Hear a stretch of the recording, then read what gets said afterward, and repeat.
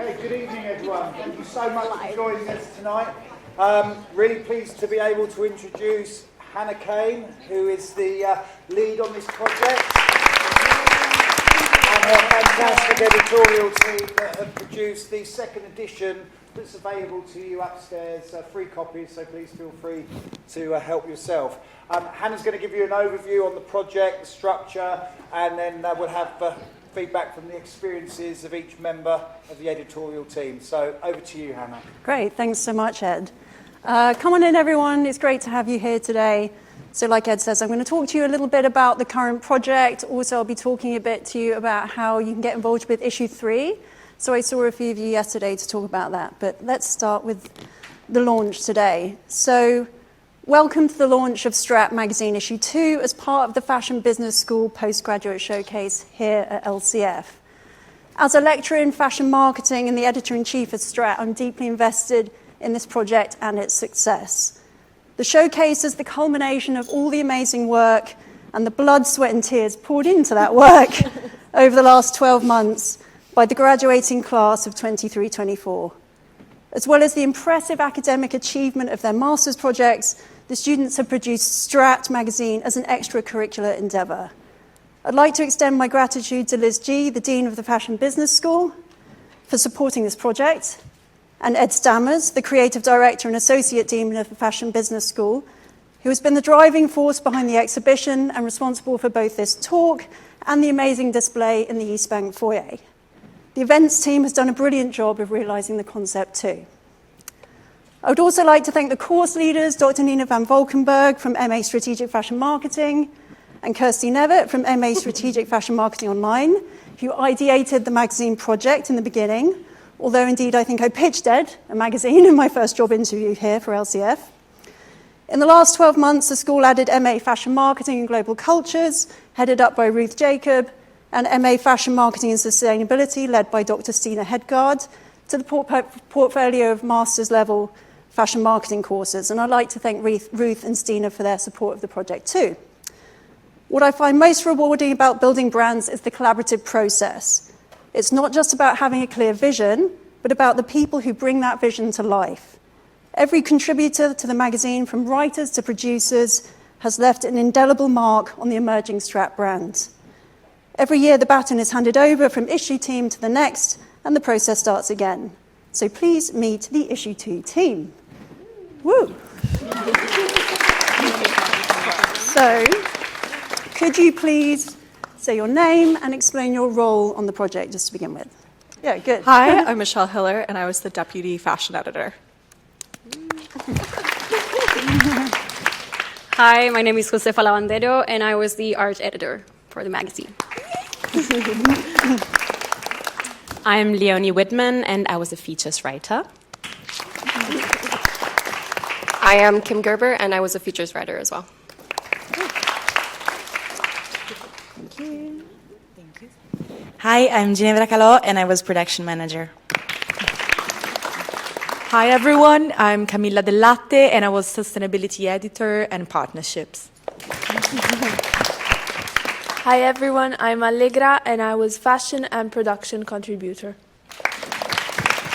Hi, I'm Alice Ferreri and I was sustainability contributor. Thank you. So as well as this team here with me today, we've got more members of the editorial team as well. So there's quite a lot of people involved in the project.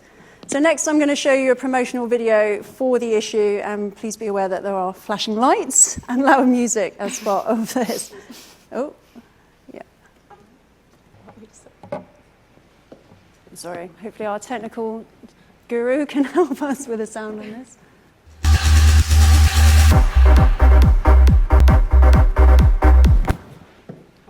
Oh no. Such a small peak.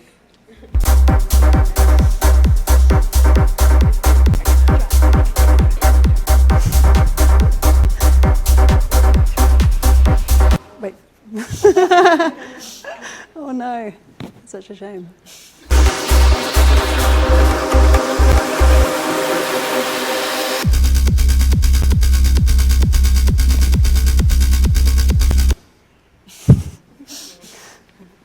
Hang the DJ, sorry.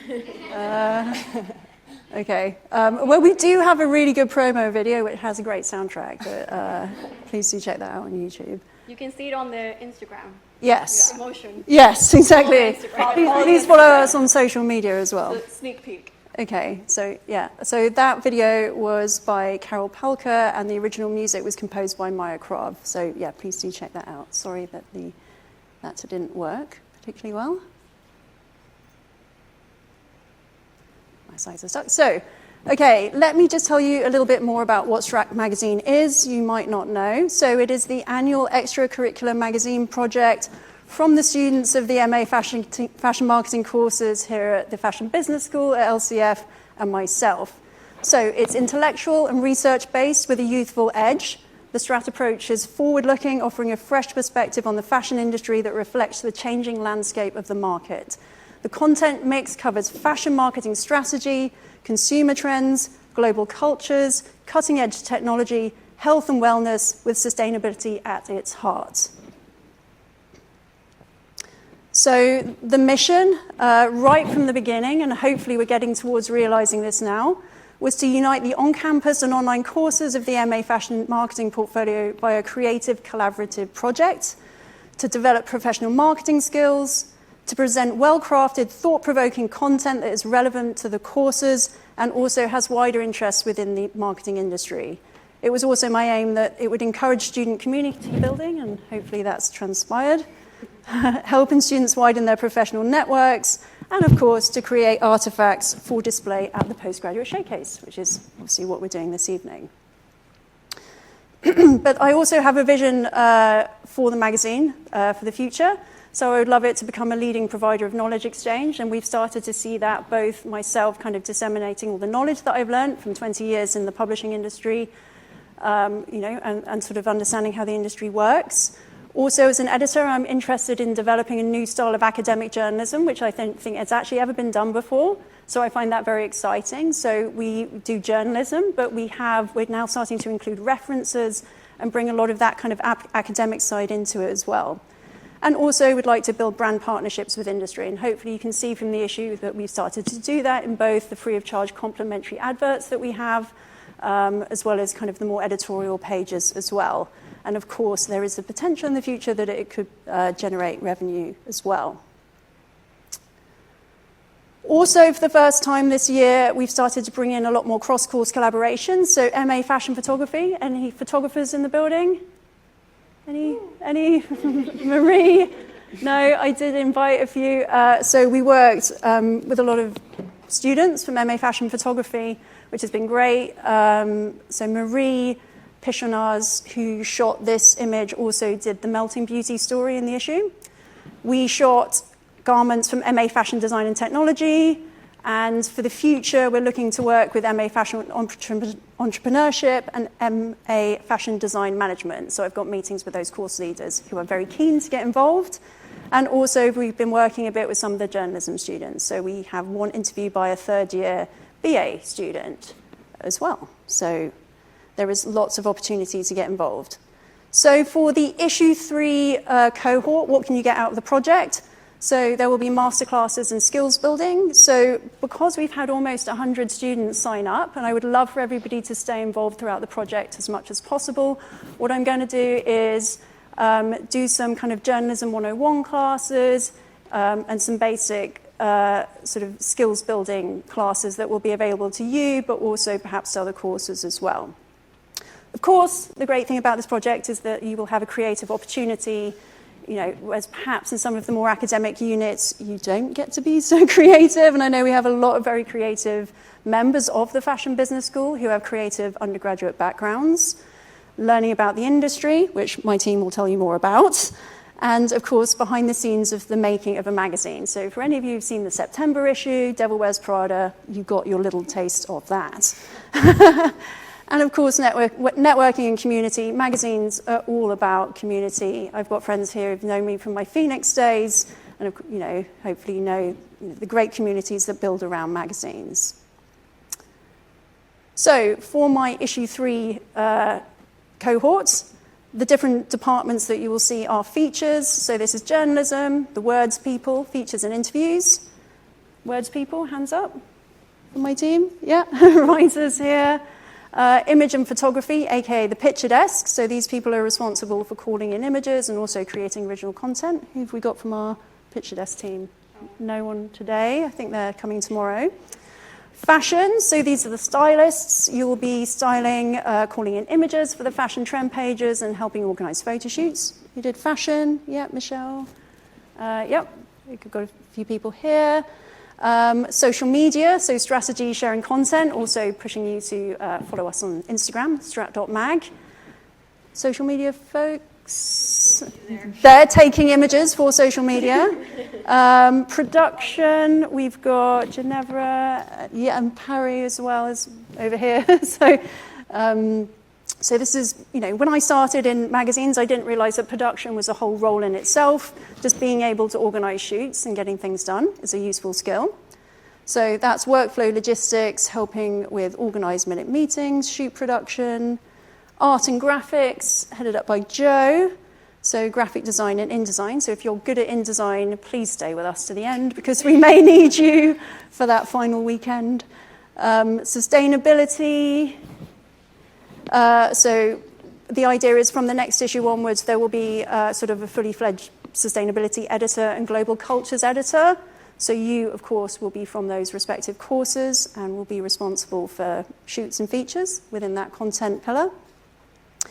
And then finally, partnerships. So this is advertising and advertorial. So the advertising that you see in the magazine is all complimentary, it's free of charge, but it's a way for us to build connections with industry and also to show the students exactly how paid media works and advertising works, although it was for free, if that makes sense. So otherwise it would normally not be.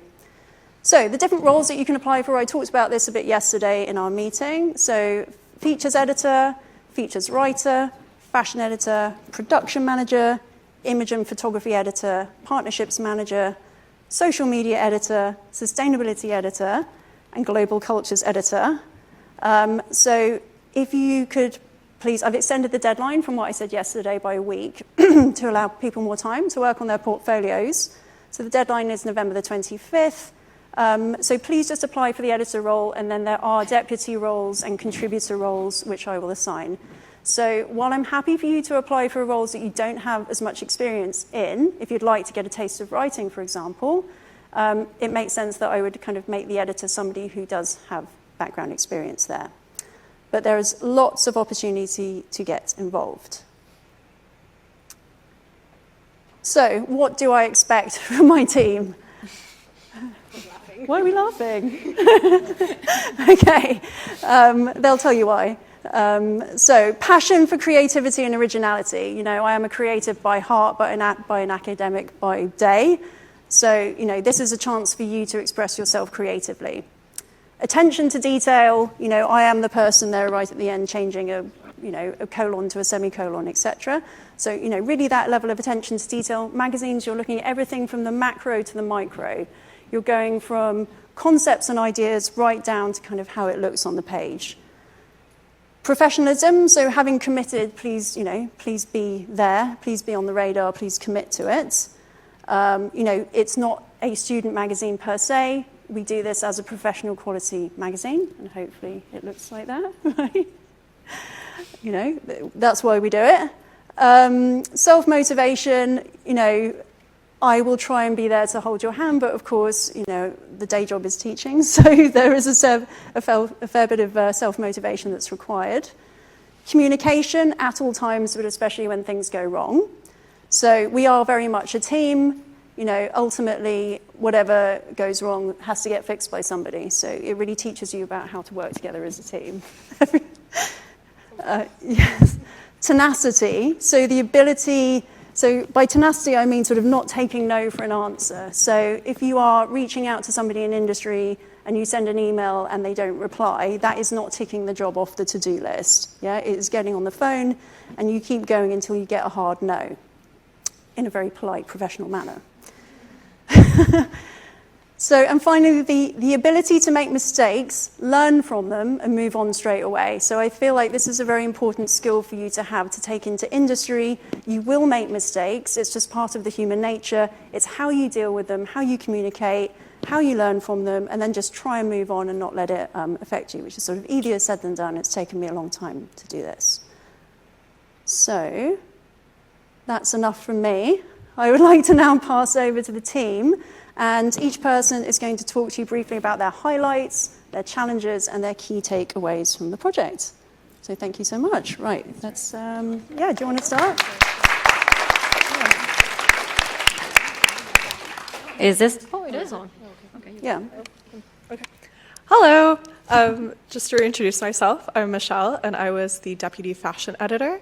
And to start off on a high note with some highlights, I would say my biggest two highlights were working on the first shoot we did, which highlighted the previous year's master's design students.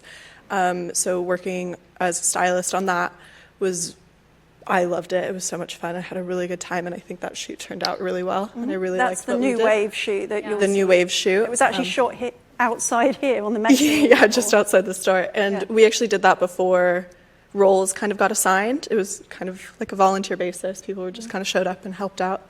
And I thought that was really fun. And then I got to help out with the social media editor, Kiara, on doing a still life shoot focusing on beauty products. And she organized the whole thing, but she was back in Canada, so I was on this side of the ocean, kind of helping her execute her vision. Yeah. So those, I would say, were my two biggest highlights. And I learned a lot of how a shoot operates and how it functions, from like coming in the morning and having to set everything up to throughout the day changing things in order to make kind of your vision come to life. And I learned that sometimes not exactly what you want is what you're going to get. Like, you kind of have to not make compromises, but kind of figure out along the way and find solutions to what's actually going on. Like, I remember one of our biggest issues here was there's a massive window, so it was affecting the light of the shoot. So we're kind of having to readjust with the photographer, like how we were going to shoot things. And it's always figuring out a new solution to what's going on and not just kind of giving up. And those, I would say, were like my biggest highlights. And then some of the biggest challenges, I would say, kind of going off of what you mentioned earlier, communication. So just staying in communication with your team, especially when you're working with people not necessarily all in the same time zone, because a lot of the individuals on the master's program online weren't in the UK. And also throughout the year, people would go home for trips, or like on spring break, we had a month off, so people went home to California or Canada or Italy. And so being able to plan meetings around everyone's time when anyone could show up was very difficult. So setting a time and just going, no, this is when we're meeting, you need to be here. And setting a time, I think, is really important. Anyone on the team next year, I would highly recommend you do that, because one struggle we had was our team would go, okay, well, I can meet this time and I can meet this time, and then we would just never have a meeting because not everyone could meet at the same time. And so we kind of lost track a lot of what was happening. So I would say that would be the biggest challenge. Just set a meeting time and stick to the meeting time. Good advice. Thank you. Okay, do you want to go? Yeah. No, go to you. Oh, yeah, okay. Hi. I'm going to reintroduce myself as well. I'm Ginevra, and I was production. Yes, production manager. So production was very fun. I feel like you should definitely do it if you like to organize things and network. Like, my biggest highlight was probably networking with people and brands, because as Hannah has said many, many times over the months, you really need to get on the phone with people, and getting on the phone with people allows you to create that like personal connection that once it's established, like, maybe they're gonna briefly forget about you, but you're going to debrief them and be like, hi, by the way, I was that person that we talked about this and that. And it's going to be easier and easier to just get things done. So yeah, networking was for me the biggest highlight. And also realizing all the skills you have, because over to the challenges, many times what you thought would happen might not actually materialize in the quickest way as possible. and you have to find a way to make it, because the magazine had to be printed. So even if we didn't have pictures sometimes, or this or that, we needed to get it done. So it really makes you like get into the problem solving and realize that, oh, I have this skill and I can reach out to these people. And then maybe like, I don't know, for me, Fashion Monitor was the biggest realization over this whole project. It's a good resource. It's amazing, yes. And like it tells you like which PRs are part of a brand. So if the brand doesn't respond, you go to the PR. And then sometimes, I don't know, the brand has like multiple nationalities of a PR, but the head office are like, the major campaigns maybe are international. So you can get the images maybe from France. And if you speak French, you're like, great. Like, you looked very professional having multilingual staff. Nice. Yeah, and it was actually really like, maybe like on the everyday, like you don't think about the skills you have, but then when you have to solve the issues, you're like, wow, oh, I have this. Great, useful. And so yeah, it's networking, problem solving, and even self-reflecting on you. And yeah, I think this is my key takeaways. Challenges, getting things done when they're not happening. Using a phone. Using a phone, yeah, guys, get on the phone, because it's going to benefit you as well. Like, it's going to benefit the magazine, but then like you're going to create that connection with the person. And even tonight, I mean, there was a bit of a disruption with the date, but I reached out to the people I talked to, and I was like, by the way, we're going to have a meeting on Thursday, and they were like, amazing, we'd love to come. So like, there's always that thing that creates, which is good. Sorry. Thanks, Ginevra. Yeah. Do you want to go, or? You can go. Okay. So I would say very similar to Ginevra. I was a sustainability editor, so I did we organized the sustainability shooting. And the thing about the locations, I would suggest highly to go in person, because I had to go like 5 times to so many places and stress them and be like, can you please give me this location? Because people won't give it to you if you don't stress them. Same thing for the clothes. People are gonna they're not gonna give you clothes for free if you're not stressing them and if you're not nice. And yeah, so same for jewelry or whatever you're gonna need. So I would suggest like be nice, put a smile on your face, even you're walking for the whole day from one location to the other. And so yeah, like really go out and talk to people. Then I would say also look around at our uni, because for example the model in our shoot was a friend of us, and she's from creative direction. So look around, maybe there's some unique faces, like there's some super handsome and beautiful people here. So I would suggest also to look around, you never know. Same for photography. So look at the masters, like try to help each other within the courses, so you meet also more people from the industry. And then I would say, yeah, as Michelle was mentioning, the meetings. Yeah, absolutely. And so nobody was super fun. Like I had so much fun with the whole experience. Yeah, and with partnership also, get on the phone. Like you have to talk to people. That's great. Thank you. Okay, Jo. Hi, everyone. I'm Jo. I was the art editor for this beautiful magazine that we handled. I would say my highlight is obviously having this magazine printed, because it was a challenge itself. So it's like a combination of the challenge and the highlight. But it's nothing more rewarding than seeing what you've been working on for such a long time, put so much effort into, materialized, and it looks good. It's like, whew. I know. Yeah. So that was one of my highlights. And the second one I would say is just how realistic it is to being an industry. I know, as Hannah said, it's like a student-based project, and it's a like school project, quote unquote, but it's so much real as how it really is an industry. I had the privilege of having worked before in editorial, and it's exactly the same. And it's good to know that things don't happen because of magic. There's no like magic wand touching and bringing you the picture that you really needed. You cannot just go online and pick a picture from Google and put it on your magazine, which a lot of people think you can do. You can't. There's things about copyright and everything that really happens in industry that sometimes we just go on a magazine and see it and, oh, it looks pretty, it's fun. But it really has a lot of challenges, meeting people, not just emailing someone, being really pushy when it comes to getting an image in this case.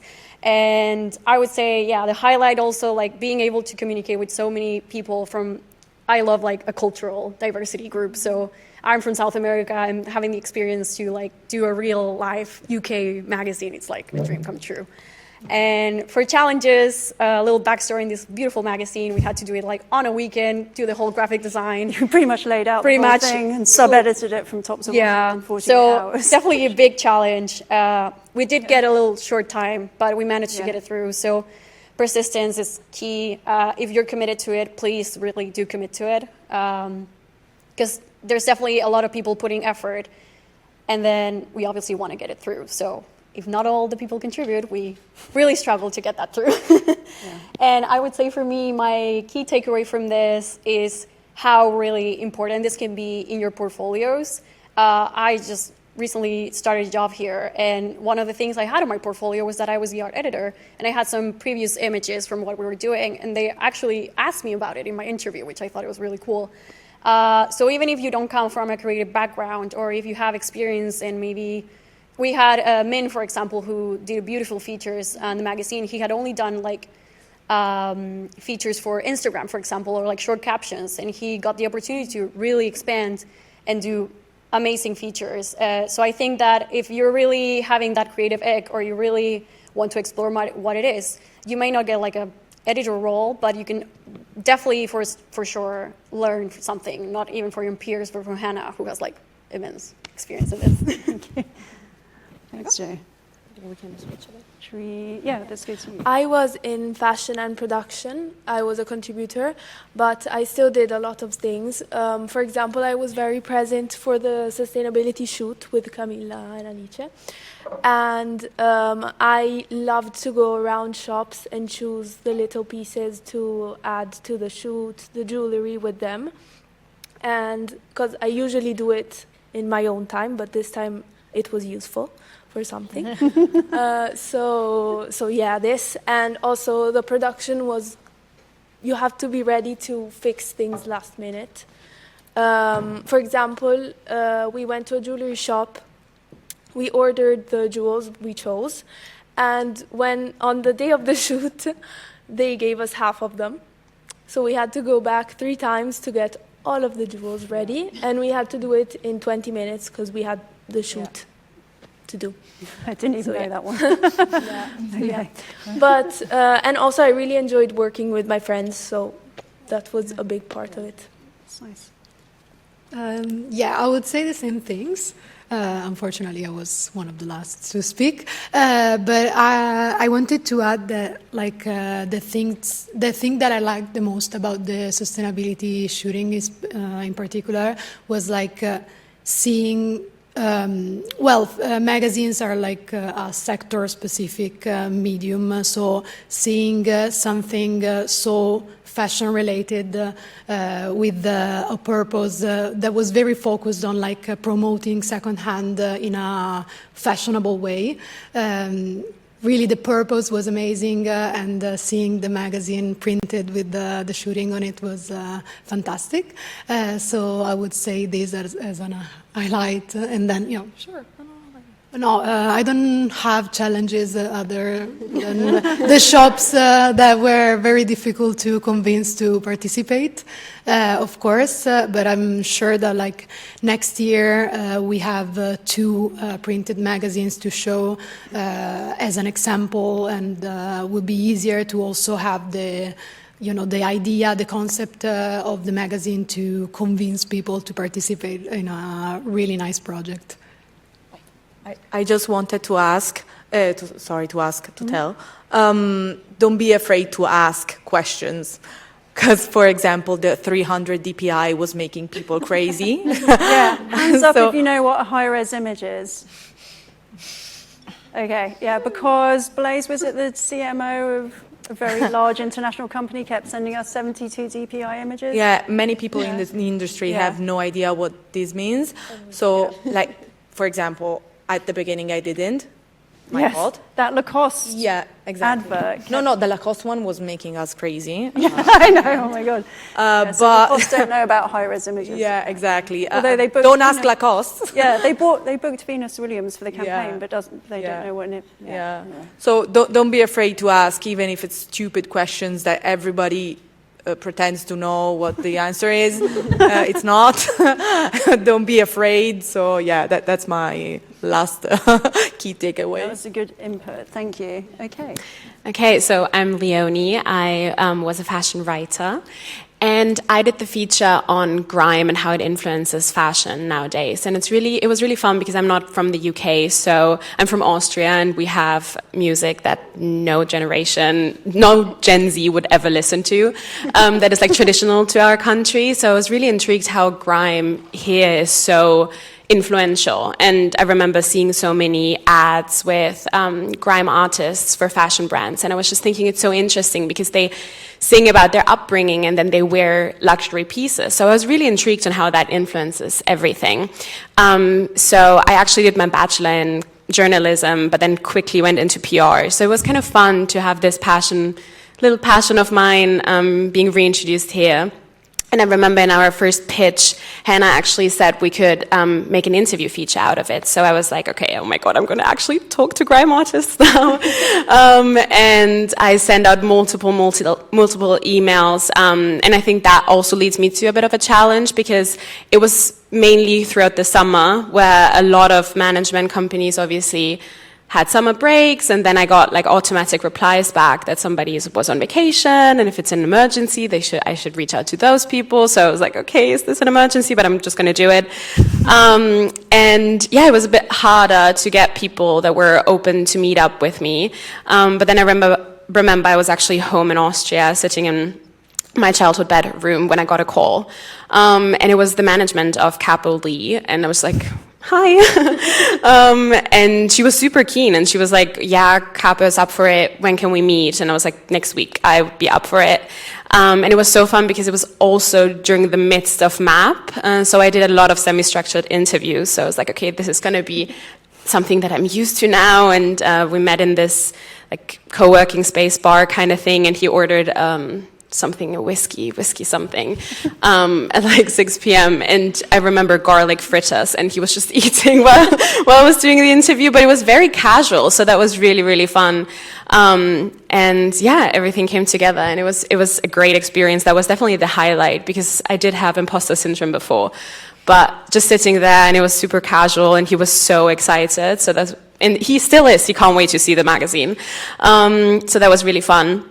And I think a key takeaway for me was that I did work in PR previously in an agency, so I was a bit on the other side. So basically I had journalists reaching out to me, and I remember like the chitter-chatter between like my colleagues about, oh, not this journalist again, like we're just going to ignore the message because we don't want them to feature us or our clients. So I think that was a bit of me being hesitant when I started reaching out to brands, because I was like, gosh, what if they say that about me? But then it's what everybody said, it's just persistence is key, and you do get everything in the end if you work hard for it or go on the phone. So yeah, it was really fun being on the other side again. Thank you. All right. Hi, I'm Kim. I was also a features writer, and I'd say one of the highlights for me for sure was, so I come from like a business management background. I had zero experience in journalism, and but I think it's like everyone's dream, like Vogue, you know, everyone wants to like work there at some point, I guess, most people. And it was so cool to like get the opportunity to even do this. And in the end, I ended up writing like basically 2.5 features. And for someone that doesn't come from a journalism background, this was like great. And then one of the features I wrote is Ones to Watch. So it's like with 5 like up-and-coming designers from LCF and CSM, and that was so cool, like interacting with them and hearing their vision about their brand, and yeah, also making those personal connections, because as Ginevra said as well, that's a big part of it as well. So I'd say that was for sure very rewarding and really cool. But then on the flip side, it's a lot of emails for sure, or phone calls, but a lot of the times they didn't get answered, at least in my case. So yeah, it's like it's a very thin line between being really annoying and following up. So that was a bit hard for me to find, I think, but in the end, it worked out. So that was great. Like even one experience I had, I wrote a skincare feature about like Sephora kids and that it could be problematic for brands to market towards children. And I contacted Sephora and like Drunk Elephant, these brands, and they just flat out told me they don't want to be affiliated with me or this feature. So that was for sure a little bit more tricky, but yeah, then maybe a key takeaway I'd say is that I guess normally when you work at publications, you wouldn't really get the opportunity to look at all the different departments. And that was so great about Strat because in the weekly meetings that we had, even I, as like a features writer, I got the opportunity to look into like the organizational side of things, or picking out the pictures from the photo shoots, or seeing the photo shoots come together, or even just the idea of pitching a feature, learning the whole process and seeing it all come together. That was like great, and thank you, Hannah. Well, thank you. A huge thank you to my team for doing an amazing job. It's been a roller coaster. Joe, especially thank you to you for staying up till like gone midnight over the 2 days back to back over the weekend. We pulled some hours that weekend, didn't we? But hopefully you'll agree that the magazine looks great. So yeah, well done, team. So that brings me on to issue 3. So who would like to be involved in issue 3? Who's here? Yay! So we've had, like I said, almost 100 people sign up. So I'm now trying to think of ways to kind of keep as many people involved as possible. So let me run through quickly some of the feature pitching criteria. So of course, the main categories are fashion business, fashion, technology, sustainability, global cultures, beauty, and wellness. And I think what's great about this magazine is it's not started by journalists. It's started by a fashion business school. So that gives us a really set of clear content pillars that we can kind of dig into with our features. So the content must be timely for autumn, winter 25 into spring, summer 26. So when you're working on magazines, you're kind of living in the future, and you have to do a lot of trend forecasting and reading trend forecasting reports and kind of being aware of what's coming in the future. We're looking for cutting edge topics. These are sort of topics that you might also want to explore for your master's projects. And indeed, we have a few people who, for example, on issue 1, were doing their master's projects about artificial intelligence and ended up doing articles about that as well. So journalism 101, what's the angle, why now? So what is the news peg, we call this in journalism? So why is it relevant now? Also, why is it important for fashion marketing? Would you read it? And I know that, hands up if you've bought a magazine in the last 3 months. Okay, that is impressive, and probably a lot statistically higher than most people, but that gives me hope. So would you read it? Would it be interesting? For me as an editor, me as a writer, I'm interested in creative literary nonfiction, creative journalism. So telling stories with facts. Try and make that factual story entertaining. So for your feature pitching, suggested headline, synopsis, news peg, so why now? Suggested interviewees where relevant. So remember, journalism is all about kind of primary research as well. So that's transferable into your master's project. And suggested images for that as well. So suggested images, they could either be stock images, we could shoot them ourselves, or commission illustrations, or use AI, which we had to as a bit of a backup on a couple of things for this. So a quick run through the timeline. So of course today we're celebrating the class of 23-24 and the launch of issue 2, but also it marks the start of the issue 3 production run. So then I've got a few key dates on here. 25th of November, deadline to apply for departmental roles. 16th of December, issue 3 feature pitching deadline. So I'll explain to you more about this over the next few weeks in our meetings.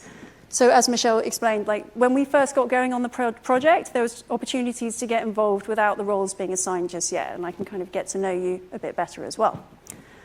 So in February 2025, we will have the autumn-winter 25 fashion shows, at which point we can start to shoot content for the issue that needs to come out in September. We can do, for example, things like the sustainability shoot before that because it's relying on second-hand product. Hopefully that makes sense. So you'll start to see why the shows happen 6 months ahead of them coming into shops and being in the magazines, because it allows lead time for both editorial and buyers to pick up the collections. So I'm going to put the deadline of the end of July next year. So this will be just before you go away to do your primary research over the August break. So the idea is not to run it right down to the deadline, which is what happened this time. So the idea is we're going to wrap up all the content by the end of July. I'm going to take August off. You're going to do, well, I'm going to write books and do what I normally do on my own time. And you guys will do your primary research. And then the idea is all the content will then go into design from September onwards when we come back at the start of the next academic year. At this point, you will be finished, pretty much. And then this time next year, we will have the postgraduate showcase for you, hopefully in a similar capacity to display the work. So yeah, that's a quick overview. And like I said, I'll explain to you more about that over the course of the project. So that concludes my content for today. Thank you so much. And I'm really grateful for you all coming down tonight, and I apologise about the change of day. So thank you for supporting us and the team. And I hear that there is wine around for afterwards. So. Yeah, does anyone have any questions? Yeah, yeah, thanks, Ed. I turned it off. Yeah. Yeah. Yeah. I'll come out here. Hi. You might press the button so it turns on. Hello. Okay. Yeah. I was just wondering, what would you expect from us with applications? Like a CV, motivation letter? Would you want us to include anything specific? You told us about experiences already, but I was just wondering. Like, yeah. overall. So. There are the different roles to apply for. So say you were applying for features editor, you would apply, and I said this is in the meeting I did yesterday, but I'll share it again. So Strat team application, features editor, include your CV, and also a portfolio of work would be relevant. So kind of any portfolio work you've done that supports your application, please do send it over as well. But this is what I mean. If you haven't done any writing before, it doesn't mean that you can't do writing now. But if I can see samples of your writing, then I'm much more likely to be able to give you sort of an editor position. Hopefully that makes sense. So yeah, CV and portfolio where applicable. Yeah. Thank you. Any other questions? Yeah. Hello. Thank you. Hi, Hannah. Hi. It's like kind of a fun question, but fashion in general looks very luxurious and glamorous. So from outside, who's not been into fashion, they just look at it as like, oh my God, it's so fancy. Yeah. But I just want to ask you how fancy it actually is, and the technical side of it, because like we're here and we know what's going on, but from outside, you just look at a magazine and it just looks so beautiful and glamorous. Well, thank you for a start. But yes, you've kind of hit the nail on the head. There is absolutely nothing glamorous about schlepping suitcases full of samples up and down the tube steps, kind of traipsing all over London. So that's kind of the great magic, the great mystery about fashion is that, the harder you work in fashion, the almost least glamorous it is, I would say. I've seen Tiffany running catwalk shows, in your boilers.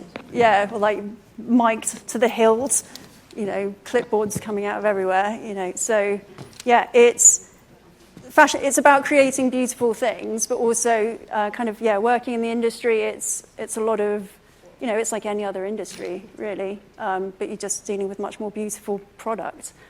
And I think the people are really interesting as well, and what I love about fashion is it's a lot about the future. So fashion, what we're trying to do with this magazine is because it only comes out once a year, we're trying to look at trans-seasonality to the product and to the content as well. So we're not looking at trends that are going to come and go. We're looking at trends that are durable for about a year, which I think is much more sustainable in its approach as well. So we're looking at style over fashion as well with this magazine. But thank you, great question.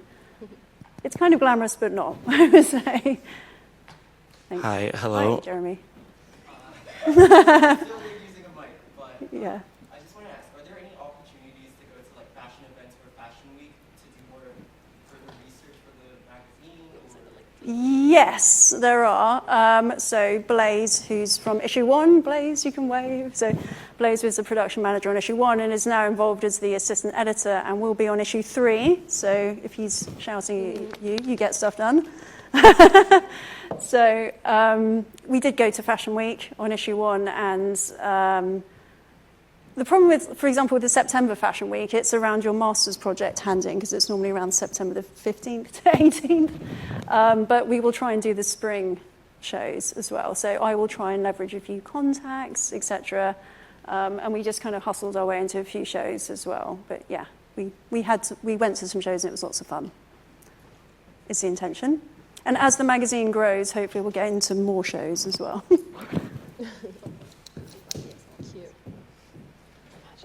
We want front row or nothing, right? So. Hi. Hi. So I'm a student from the MU Fashion Entrepreneurship and Great. program. Yeah. And I want to collaborate with this magazine in terms of sustainability and brand development and stuff like that. So what would you advise would be the way to go about it in terms of collaborating somewhere 6 months down the line? Yeah, so this is a good question. This is the first year that we're going to be working with MA Fashion Entrepreneurship and MA Fashion Design Management as well. So at the moment, I'm kind of in talks with the course leaders, and the very loose idea at the moment is to give you guys a section of pages.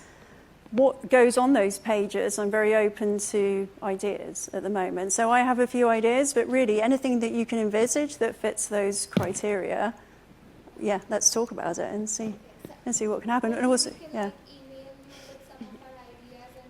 Yeah, I'm going to meet with Stacia, your course leader, as well. But yeah, come up with some ideas. You know, so the space is there basically, and it would be great for you to collaborate with the marketing students as well. So I started my first magazine, Phoenix magazine, with a student who was a fashion photography student at LCF, and I was doing postgraduate fashion journalism. And our magazine sort of won awards, and it was a great way to network with people. So yeah, great to have you involved. Any others? Yep. Yep.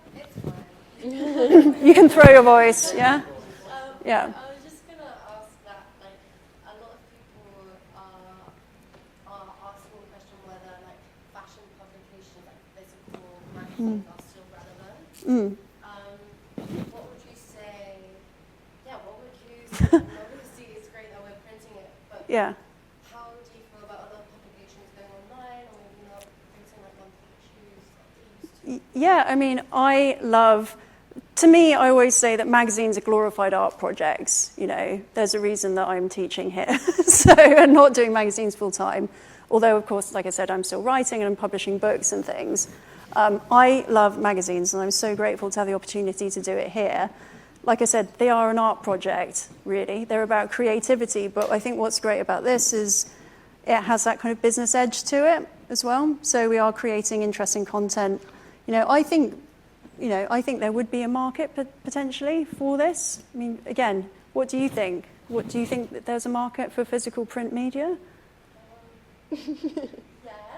I'm going to ask Parry as well in a minute about this. So. Yeah, I think, but it might be more catered towards like creators rather than the general public. Yeah. Yeah, it's just.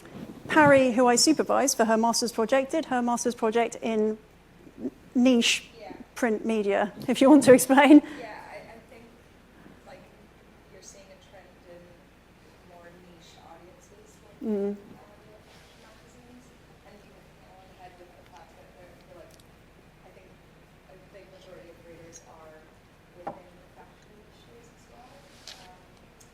Almost the more niche, the better, really, I think, with print publications. But I think you can't beat that physical print medium.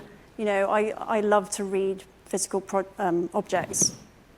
So my book publisher told me that during the pandemic, book sales went up 7%. So it's not that people don't love to read, it's that the format that they're in. So people still read online who accept that, but also I think you kind of, when you get stuck into a 1,500-word long-form feature in print, you wouldn't scroll through that on your phone. So it's a different experience. And hopefully, it's an experience that people enjoy as well. Great. No? I'd just like to thank the team for producing such a professional publication, for all the effort that you put in. We're well aware that you've had to work on your own projects as well as this as well. But I hope that what you've experienced gives you the memories that you'll cherish for the rest of your careers, friendships that you've built as well, working together. I think it's very clear that you've had an amazing experience. So I'd like to thank Hannah for introducing such a fantastic and innovative project to the school.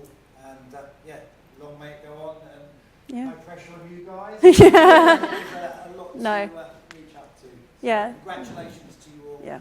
You've been amazing, and yeah, we're really appreciative of what you've done and how well you've sold the Fashion Business School in terms of this production. So Yeah. well done. Well done, team. And we're all going to kind of stay and mingle and hopefully chat to some more of you upstairs. Are we allowed to? Yeah, okay. Well, we'll see you up there. Thank you so much. Take care.